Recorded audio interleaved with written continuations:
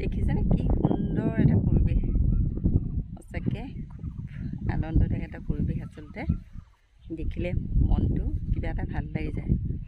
মই আজি মামাহঁতৰ ঘৰত তেজপুৰ গুটিবোৰ আহিলোঁ পথাৰলৈ।